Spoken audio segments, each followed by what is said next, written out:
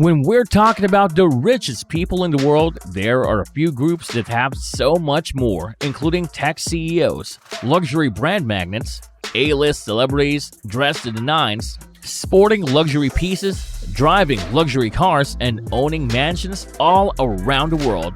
But aren't you curious to know who the wealthiest family is in the world?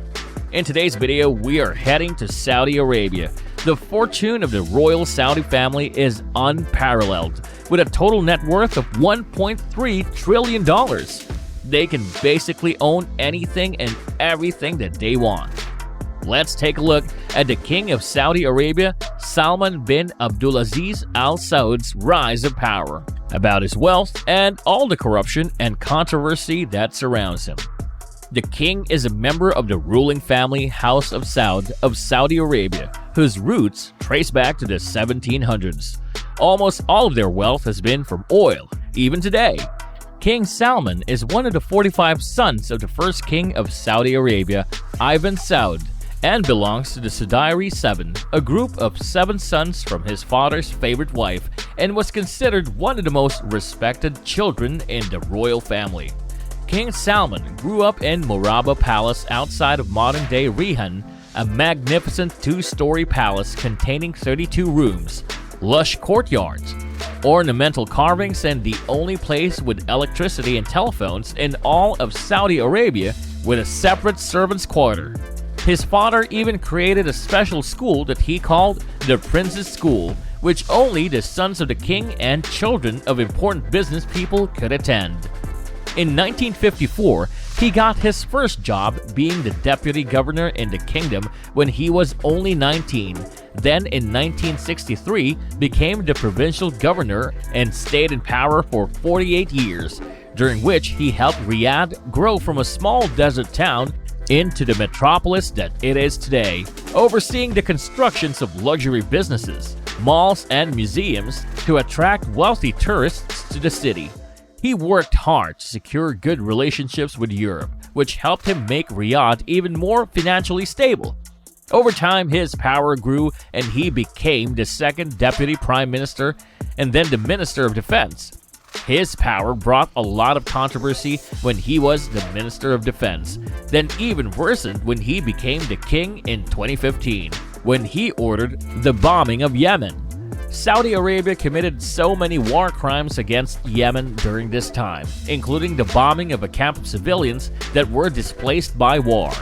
Over 100,000 civilians were killed in the fighting. The son of King Salman, Prince Mohammed bin Salman, became the target of criticisms for the war crimes. The prince's rise in power has also been questionable, especially after the former crown prince, Prince Naif, was removed from his power and replaced by Prince Salman. Prince Naif was put on house arrest, stripped of all his political powers, and hidden from the public for months.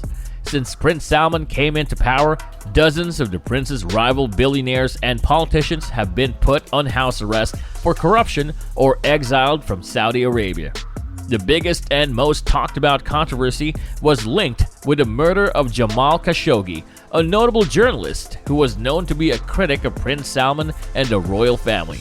He was murdered at the Saudi consulate in Istanbul by Saudi Arabian officials. In 2018, the CIA determined that it was Prince Salman who ordered this murder. There were no murder charges filed and there were no arguments raised by the public, simply because the family is so wealthy and powerful. So how wealthy are they? As mentioned earlier, the royal family got almost all of their wealth from oil. Saudi Aramco, the state-owned oil company, is their main source of their fortune, a company that's considered to be the wealthiest company in the world by revenue. They have the largest daily oil production and the second largest crude oil reserves in the world. Many members of the royal family have shares and jobs in this company all around the globe. The king has at least 4 extravagant palaces at his disposal that we are aware of. The stunning Al Yamama Palace in Riyadh is the primary residence of King Salman. As you would expect, it is full of everything lavish one can ever imagine and more, fitted with ornate marble floors, magnificent geometric carving, detailed crown moldings, large crystal chandeliers, hand-painted gold wall panels, and silk carpets with jaw-dropping price tags. Al Auja Palace is a smaller version of the Al Yamama Palace outside of Riyadh. It is still as extravagant and impressive as Al Yamama, with artisanal crafted mosaic flooring to the hand-carved walls with traditional Arabic designs, and all the teak furniture that is more expensive than most people's houses. So much attention to detail has been put into decorating this palace. The most popular of the king's palaces is his most recent palace, the Erga Palace. This is by far the most expensive and the most extravagant palace that he owns, beginning with the Italian marble floors that are fitted with silk carpets. Every single object in the palace is gilded, and even their trash cans are made of solid silver. The photos from Obama's visit to this palace shows a solid gold tissue holder placed between two gold chairs. Talk about opulence! The king's wealth is quite visible, but he's also more secretive about it than his son. King Salman is said to have millions of dollars worth of properties in London, but they are all hidden behind shell corporations to hide them from the public.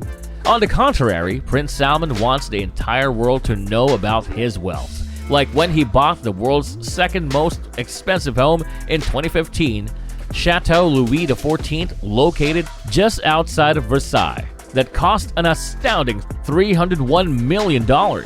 A French palace definitely fit for a king, with lavish details such as gold-leafed fountains, marble statues, tennis courts, squash courts, and a hedge labyrinth on a 57-acre landscape park that is surrounded by a moat. But it's actually one of the most modern houses, with an app that controls the fountain's water height and color of the lights for a private Bellagio fountain dance in his garden. There is a massive infinity pool with a luxury jacuzzi and a meditation room under the moat with plush white couches and a serene view of the fish living in the moat. There are 10 spacious bedrooms, all with flashy Rococo flair, such as gold wall panels, pastel paint, and enormous crystal chandeliers. This chateau is perfect for entertaining, with a number of ballrooms, formal dining rooms, and reception rooms, all drenched in gold, reflecting lights beaming from the expansive chandeliers. When Prince Salman gets tired from his princely duties, he can invite his friends for a night to remember at the chateau's very own nightclub that is connected to a wine cellar that houses 3,000 bottles of wine. This nightclub has a full dance floor, comprehensive sound system, and tons of rare and historic pieces of art, including a painting by Leonardo da Vinci that he bought for $450 million. He also owns the world's most expensive yacht that he purchased for 500 million euros. This impressive yacht named Serene has all the luxury amenities you can ever imagine that are even better than most 5-star hotels on its 6 decks of luxury. A saltwater swimming pool, retractable glass room, spa with hammam sauna, an indoor climbing wall, a snow room, dozens of wet bars, multiple entertainment spaces, lounge areas, formal sitting areas, floor-to-ceiling windows to take in the stunning ocean views, 12 staterooms, and enough space to carry 40 people on board. Before the prince bought this yacht, Bill used to rent this yacht for $5 million a week. What an opulent life the Saudi royalties live! Do you like their properties? What would you do if you have that kind of money? Tell us your answers and what you think in the comments section below. We hope you enjoyed this video. Don't forget to like this video and subscribe. Hit that notification bell to keep you updated on our latest posts and videos. This is Finest Luxury, and we'll see you next time.